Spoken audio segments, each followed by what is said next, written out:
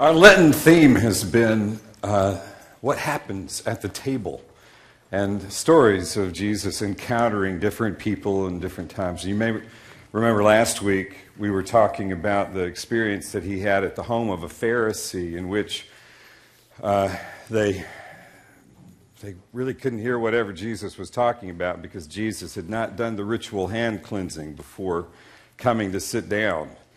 And they call him on it, and he calls them on some stuff and starts talking about how maybe they're a little too concerned with some of those rituals and they ought to be thinking about what the inner experience of their lives ought to mean. And unfortunately, in that scene, Jesus says all this stuff that gets, I think, interpreted, certainly for us, as a bunch of judgment. Woe to you, lawyers. Sorry, lawyers. And Pharisees and teachers and all that. So in the process of that, there is a kind of scathingness to the message of Jesus. And I tried last week to share a little bit of my thought that maybe that's not the Jesus I think about. That really, for me, maybe Jesus did confront some things, but I kind of imagine when Jesus does that, my perfect picture of Jesus, how I wish Jesus might have been, is that he might kind of pulled up to somebody and said, you know, shame on you for this, or shame on you for that. But there was always a sense of caring and wanting to give compassion. The reason for that is I'm just pretty sure, from my experience, whether in the counseling office or just in my personal life, that when people shake their finger at you, it doesn't work all that well. You pretty much get what you give, right? And maybe he was giving back what they were giving him, I don't know. But that whole idea of the finger wag, how many of you have experienced the finger wag? How did you feel when you got it? Right? We have a whole culture today that's kind of built on the finger wag. There's even websites called finger wag, I think, stuff like that. Where whether it's, just somebody's wardrobe malfunction or somebody's thoughts being expressed or celebrity gossip, we seem to like being on the inside of the finger wag, but we sure don't like being on the outside of it.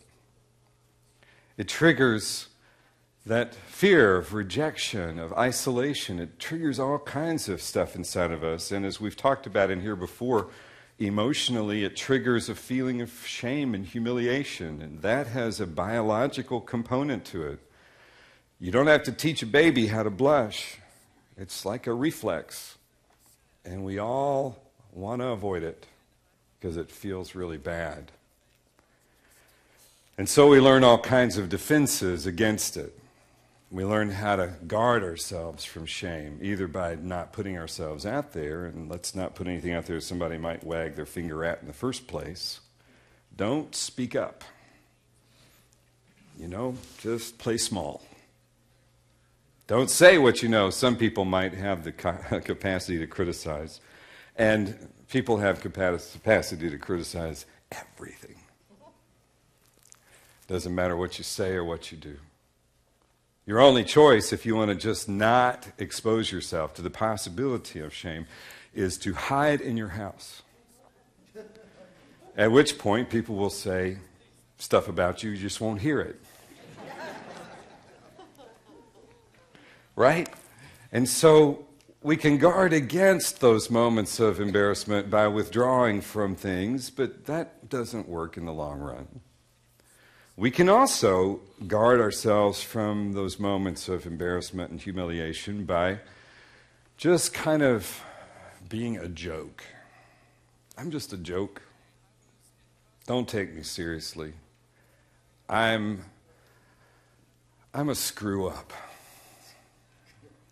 I run into people all the time. That's kind of their main way of dealing with shame, is self-deprecation and playing it as if.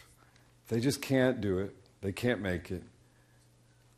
They'll come into my office and they'll say things like, I'm just no good at relationships. I'm just not good with men. That was Tom last week. And that whole, I'm just can't do it. And you know, when someone's in that, we all want to help them feel good about themselves, right? And we'll say, no, it's okay. You know, you're good at other stuff. But often it's like giving someone a crutch who's not really crippled. It's like giving someone kind of an out to not let the moment of humiliation be a motivation to change something and to address something and do something different. We all need to be able to kind of play it back and not have to deal with shame from time to time. But when it becomes some part of our just structural life, it can be really disabling. How we deal with this stuff, this experience of embarrassment, shame, how we manage it, becomes such a core part of our lives. Some people do all kinds of things not to have to feel it. They run away from it by distracting themselves. Sure, yeah, I have some stuff over here that people want to point to and say is bad, but let me show you this other stuff over here. Or let me distract myself. I think we live in a culture that is continually distracting itself from the stuff we don't want to feel, whether it's fear or shame or distress or all of the stuff that makes us feel weak. It's a whole lot easier to do a lot of drinking, do a lot of drugs, find our way to some kind of entertainment that absorbs us and stimulates us enough that we can get lost in the other part of us that can get excited as a way to just avoid the feeling of humiliation, right? I tell you, we live in a culture that is so easily distracted from their feelings. And, of course, if you now understand that I'm talking about, some of you, the compass of shame, there's another way that people deal with shame. They deal with it by attacking other people, which may well be exactly why we live in a culture that likes to wag the finger. Because I don't want you to look at my shame. I'm avoiding that by pointing at yours. I want to have the focus be on the way you don't measure up to your ideals and keep it off of mine. So we see that people, even at the low level of the expression of avoidance and attacking others as a way to deal with their own shame, get involved in all kinds of gossip and finger pointing. But that same script of dealing with shame can turn into incredibly violent, destructive stuff like bullying and all kinds of domestic violence. If you read any newspaper, watch any news show, I promise you, you'll see someone who did something damaging, violent, harmful. Ask yourself, when you read that or see that, what motivated that? And I will promise you, 9 times out of 10, at least in my experience, when I really look at it, I see the shame. Someone had shame, and they avoided it by attacking somebody else. Because they couldn't let the shame just be shame. That's how toxic it feels to us sometimes. To allow myself to have a moment of embarrassment, humiliation can feel so overwhelming to my image of me. And yet, shame itself is the experience of having my self-image challenged. Maybe I'm not all that I imagine myself to be, and maybe I'm more than I imagine myself to be. Shame is going to be the experience of what's going to teach me how to get there. It's going to be the moment when I encounter the information that doesn't fit with my information about me and triggers this deflated, humiliating feeling, whether it comes from some critique or some failure or running up against somebody who's just much better at something than I am. That's a big shame trigger. which is what I'm going to feel in a couple of months when I come back to visit and Tom's preaching and I'll go, damn, he's really good.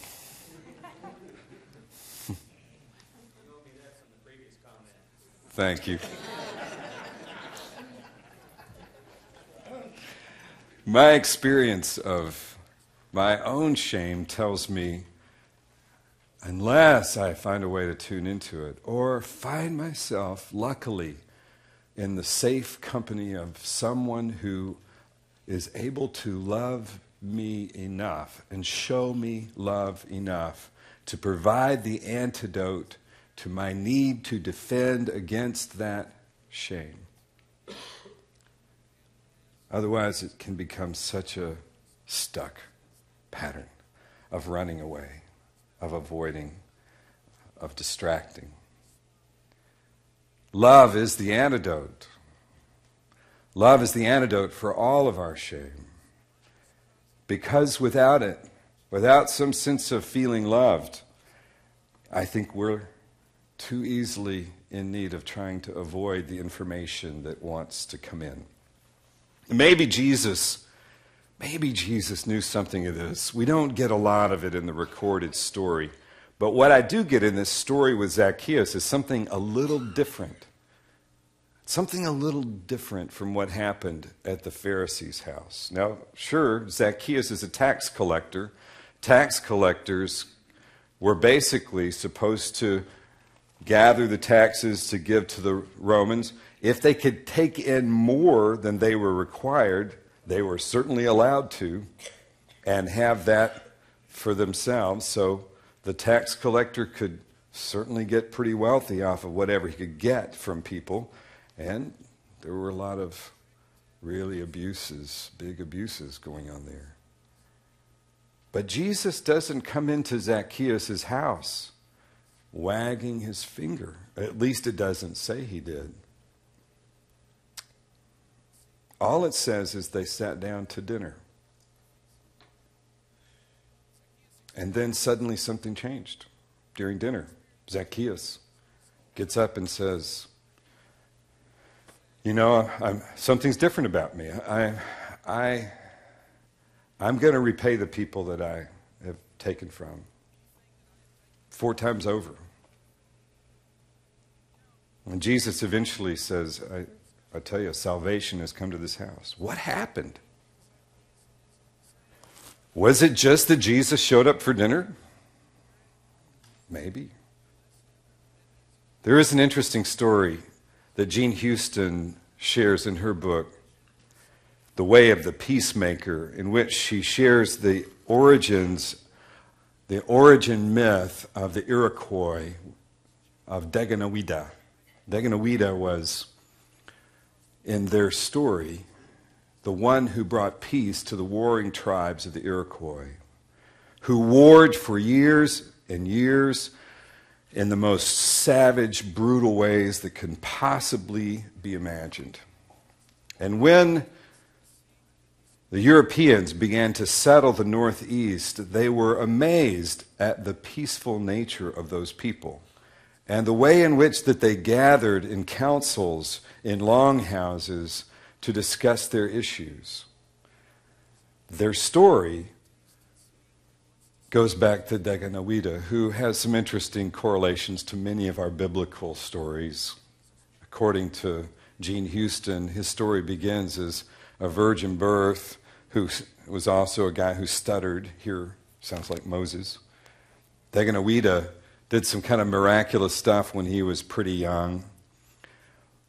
But she tells the story of him going from his home into the lands and beginning to encounter all of the ways in which people have developed this war mentality between each other. One of the moments that is particularly thought-provoking for me in that story is there's a chief who has gone mad.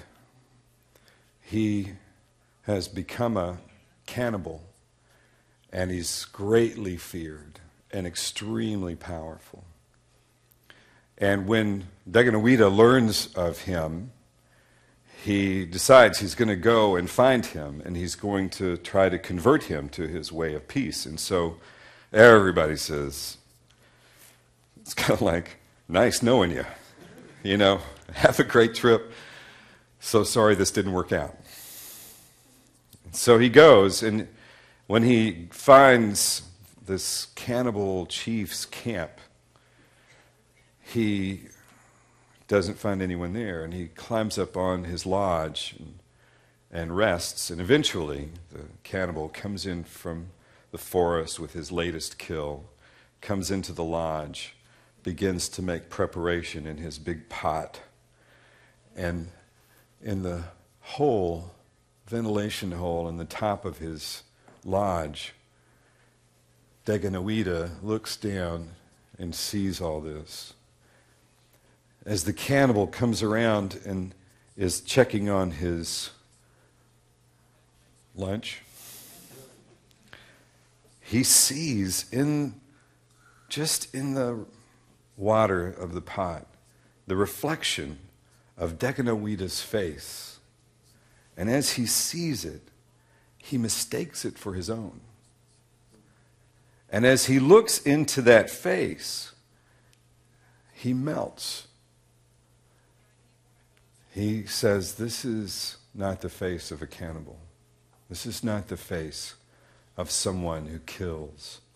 This is the face, the true face. This is the face of someone very different. That in itself appears to be the moment of transformation. Sure, there are long conversations about how they will go about then together going on this journey of bringing peace to all of the nations. The cannibal becomes Deganoweda's closest ally. They go about transforming a culture together. But it wasn't from the teaching of Daganoweda that happened. It was simply from the perception of the cannibal of Deganoweda's true face. Honest, clear, transparent. Isn't that fascinating? I wonder if that's what happened with Jesus and Zacchaeus. Who could record that? Of course there's nothing recorded, because who could record what's happening without words between two people? Just the encounter. You have that true face. You have it. You were born with it. See, we all do. We just kind of forget it. It gets layered with all kinds of needs to avoid the transparency, to avoid the honesty, to avoid letting ourselves feel what we feel. See, to be yourself is all that you can do. Now, sure, some of the patterns that we sometimes think of as ourselves can be kind of stuck avoidance stuff. But yourself is so much more and so much more natural than that. Just who you are is the gift. It can be the gift that changes the world. Amen.